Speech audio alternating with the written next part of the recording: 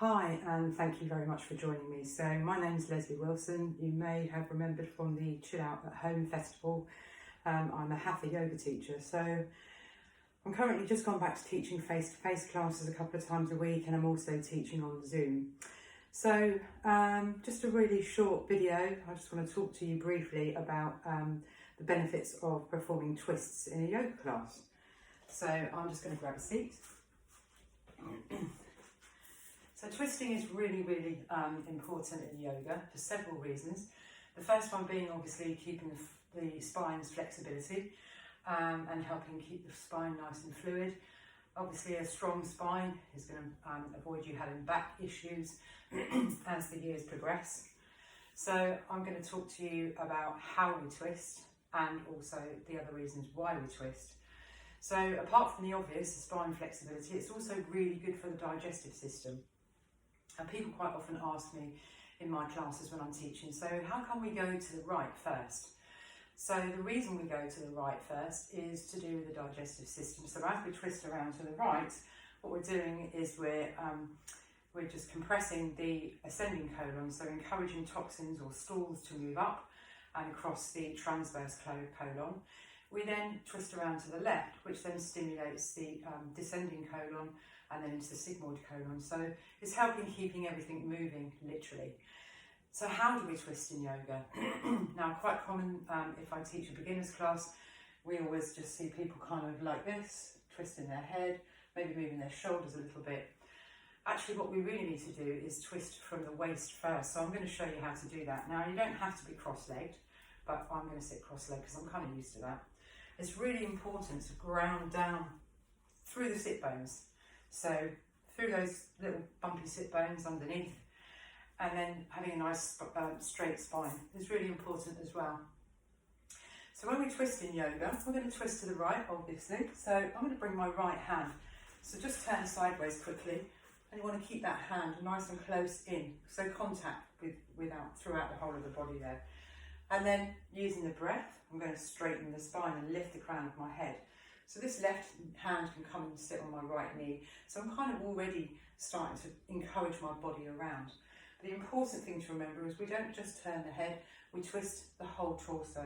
So we come from the waist first. So we breathe in, straighten the spine and lift the head. And then as we breathe out, that's important, you're going to start twisting from the waist. Now you can see that my head could still be at the front of me. The hand is nice and connected, straight spine. So my waist is twisting. Then I'm going to bring my rib cage and my shoulders around. Okay, and then finally, I'm going to turn my head and just look over my right shoulder. So all that's happening here is I'm getting a really good twist on the body, keeping my spine nice and flexible, and also stimulating my digestive system to work correctly. And then I'm going to come back on an in-breath and show you what that looks like from the front. But I'm going to go to the other side now. So my left hand is going to come in nice and close behind my back.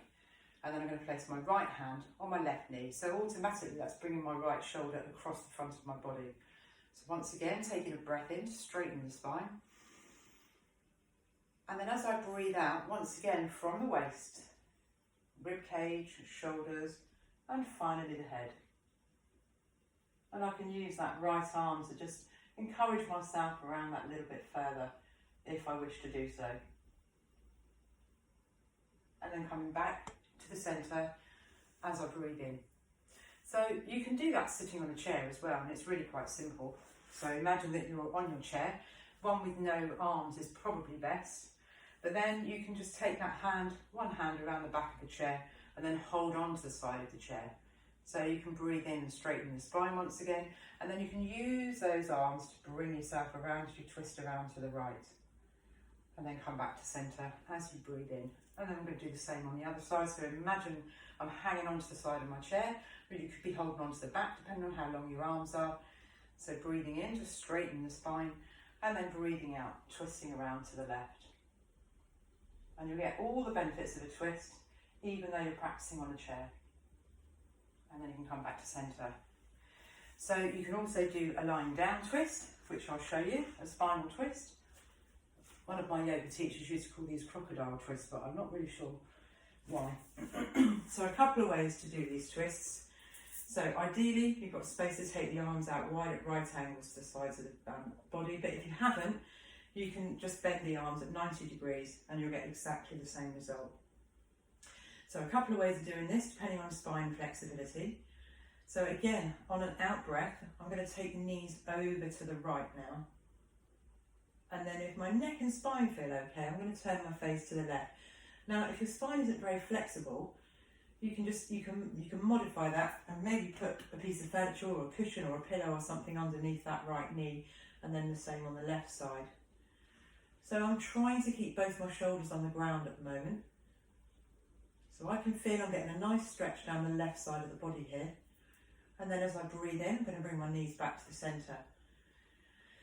And then when I breathe out, the knees come over to the left. And then again, if the neck and spine feel okay with this, I can turn my face over to the right. And then as I breathe in, bring the head and knees back to centre. So you can intensify this twist in a couple of ways. First of all, you can hug the knees in closer to the chest. And then on the exhalation, take the knees over to the right and then turn the face to the left if the spine feels okay. Ideally, both shoulders on the ground, but you might find that that left shoulder does lift. If you're not used to practicing these, obviously you need to be really careful. And if you suffer with back problems, even more so. And then breath in, back to centre. And then as you breathe out, knees over to the left and face to the right. Again, if that right shoulder lifts off the mat, it's not a crime.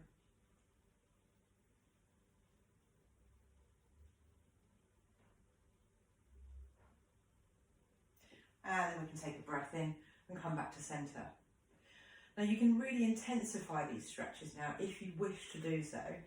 So first of all, you can, just got to remember which way around to do it now, cross the left knee over the right knee. And then as you breathe out, twisting around. And you might find that again, that left shoulder comes off.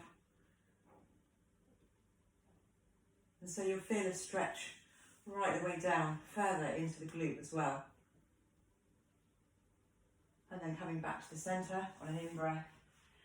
So cross the right leg over the left leg now. And as you breathe out, knees and over to the left and face to the right.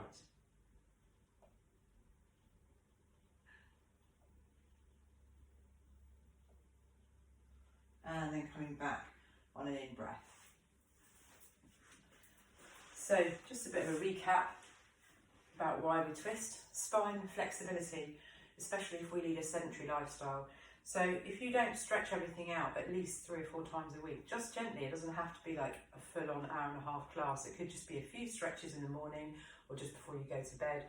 And this will stop you from seizing up, because obviously if you don't use something, you're going to lose it. So just to recap then, twisting from the waist first, then the rib cage and shoulders, and finally the head. Keep that arm straight in, nice and close behind the back. So there's lots of different twists you can do. You can do them standing up, you can do them seated, you can do them on a chair. But all in all, twisting in yoga is very good. So thank you for watching. Namaste.